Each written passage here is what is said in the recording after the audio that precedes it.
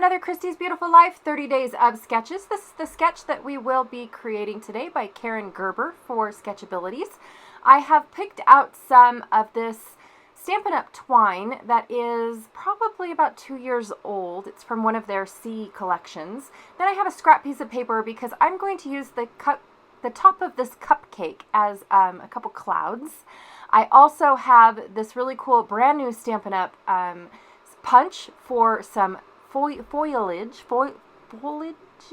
I don't know, you guys. And then I have my rounded notebook punch. I have a square one and a round one. I chose to do my round one for this one. And then I have these cork shapes by Close to My Heart that I just looked and they are no longer available, which is sad because I think that they're pretty cool. I really like them. And then I have this one sheet from the Craft Consortium metal collection or paper stack. And I'm going to cut them into 2x2 squares.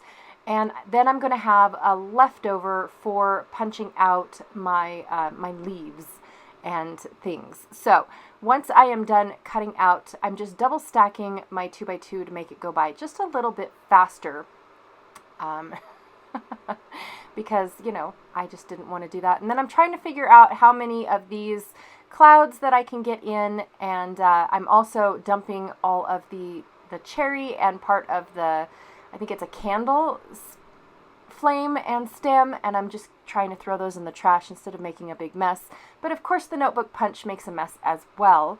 And I'm also going to have I'm going to have a ripped edge for my pieces. I'm going to be making small little clusters, and I was checking to see if that blueprint on the other side of this diamond print, these are scraps from Close to My Heart's Urban collection. It was their second release of this, and I think they released it again, I want to say in 2019.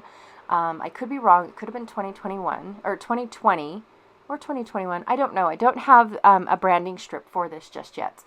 Handy, I should say, to check the date on that. Some of these are, it's really weird how Close to My Heart works. Even though it's only supposed to last 2 months, if you go on the website and check online only section, some older kits are still there, some older embellishments, things like that. They're just no longer available through your consultant. You have to order the online, or he or she has to order online. Instead of, you know, it being a regular in the catalog type of deal. It's weird, you guys. I don't understand that. All right, so I'm going to try and punch out what I think I need for these, but I don't want to punch out too little because I don't want to have to go back and punch. So I'm going to punch a good section out, trying to leave some of this paper behind, so that way when I add these to a layout, I can map my photos is where I was going with that. And so I inked the edges of all of my squares as well as my border punched pieces, and then I'm gonna just divvy up all of my parts. So I ripped my border punch pieces in half, and then I'm trying to figure out, because I have more of this off-white piece then I did the diamond print, and so I ripped it in different sections, and so the two that got the smaller sections ended up with 2 small sections. So I'm curious to see how that's going to work out. Divvying up the clouds, which I knew I wasn't going to have enough of, but I didn't want to pull out another scrap of paper, and not that it's hard, but I just didn't want to.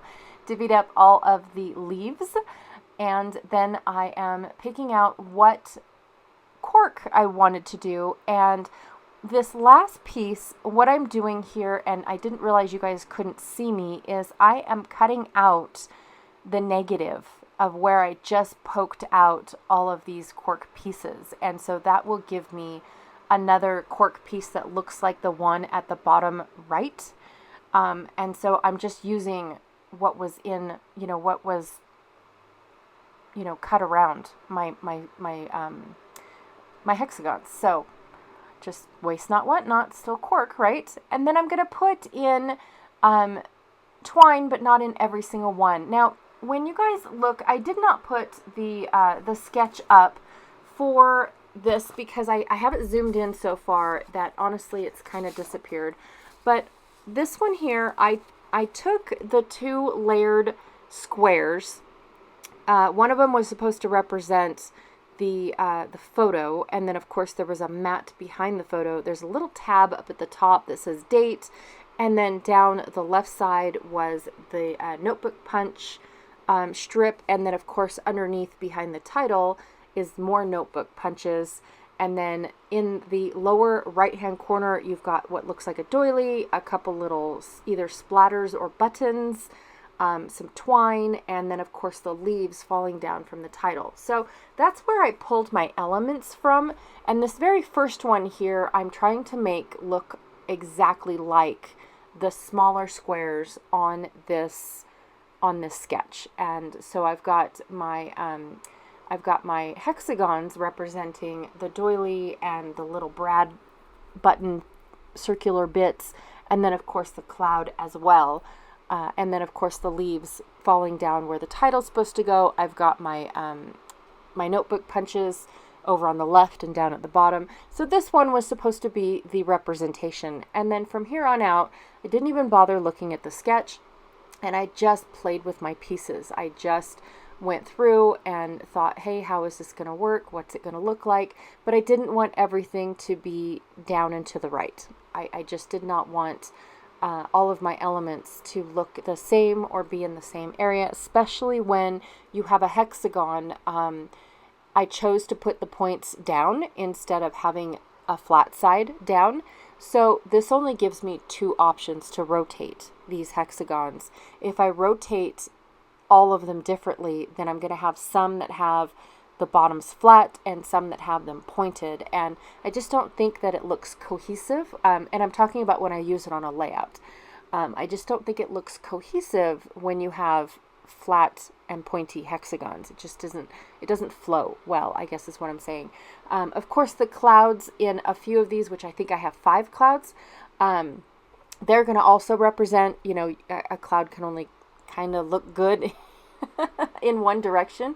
So again, I'm trying to just keep that in mind, that I don't want all of them looking the same, but I'll only be able to rotate so many and get it to work and play with, you know, so many elements and so many directions. So without having a layout in mind yet, I have no idea if these are even too big. I just have no idea. But I do love how they all came out. I wasn't sure about the leaves at first, but I just kept going. I just kept playing with them and tucking and weaving. Some of the leaf clusters have 1 large leaf and the 2 little sprigs next to it, and then some of them have 2 large leaves with 2 sprigs. So they're, you know, so it helps me make smaller clusters and larger clusters. So I have my differences in clusters as well. So, like I said, at this point, I am completely done looking at my, I'm done looking at the sketch. I made one that looked like the sketch, and that was it. But I don't want all of them looking the same. I did not, especially if you're going to use them all in the same layout. I definitely did not want, I didn't want that by all means. And actually, these end up on 2 layouts, to be honest, 2 totally different subjects, two separate layouts, which I thought was pretty cool, in my opinion. I was pretty happy with the fact that I got to use all of these, all of these up. The clouds are definitely for a specific layout, and the only layout that I intended them for, to be told, or truth to be told, I should say. I did pre-plan what I was going to do, just like the skid steer ones. I purposely put a skid steer so that way I could use them on my skid steer layout. Well, these ones I'm purposely putting a cloud. I could have just been more than happy to have just the hexagons and then added the clouds later when it came to making the layout. That definitely could have happened. But these ones, I thought, you know what? I've been making all of these embellishments specifically for certain layouts. So yes, it's not going to be unkosher if I don't,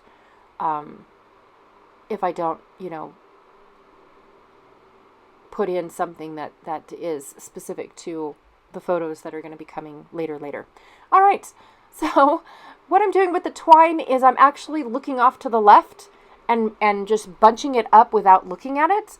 I know this is kind of weird. You guys can't see that I do that, but I'm bunching it up without looking at it. And then I get my messy nest of twine.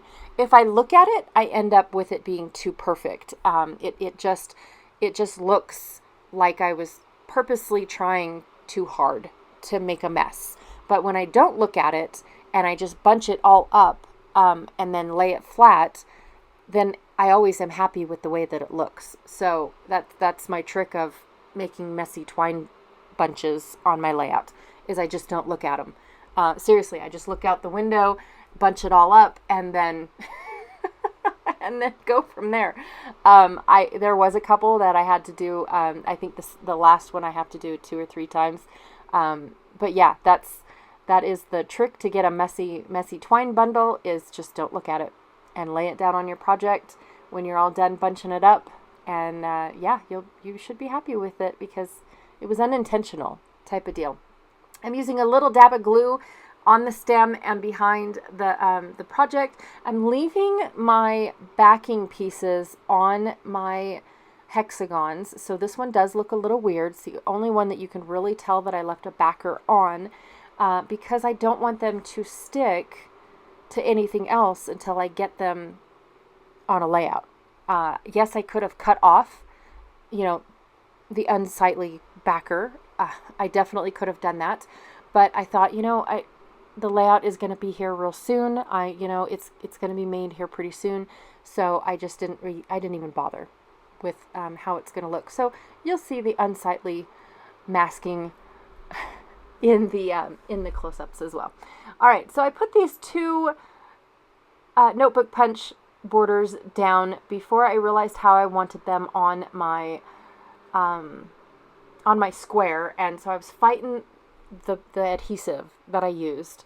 This one is going to be my large one because it has the largest hexagon to go with it. I also have to say that I did want it to represent the title portion of this sketch as much as possible, so that's why the little border punch sticks off of the edge so much farther, because you've got your title over on the bottom left-hand corner, and then you've got these notebook punch borders going off to the right and extending quite a bit. So I just wanted to make sure that I had a spot for a title for, the layout that it's going to go on. And I wanted that one to be represented for my title. All right, last little one that we are going to put together. I had so much fun making these, you guys. I absolutely love, picking out pieces based off of what I see in the sketch and then try to make them work for a layout, or not a layout, but an embellishment. I'm having a blast doing this. It's so much fun. And I have to tell you guys, I was laughing at myself when I picked out all of the pieces for this, because if I keep doing all of these little embellishments, I'm definitely not going to have any scraps for January when I do my Baby Got Scraps series. I just honestly. All right, that is all that I have for you guys today. This is the close-up, so you guys get to see them up close and personal. I did put a dab of glue down to hold my messy twine. It does make it a little bit on the thicker side because the twine is a little thicker, but it's not too thick to where I don't know, it's not double stacked, I guess I should say. All right, thank you so much for hanging out with me today. I really, truly appreciate it. Please be sure to check out the playlist and see what everyone else is creating for today's sketch, and I will check y'all later. Bye!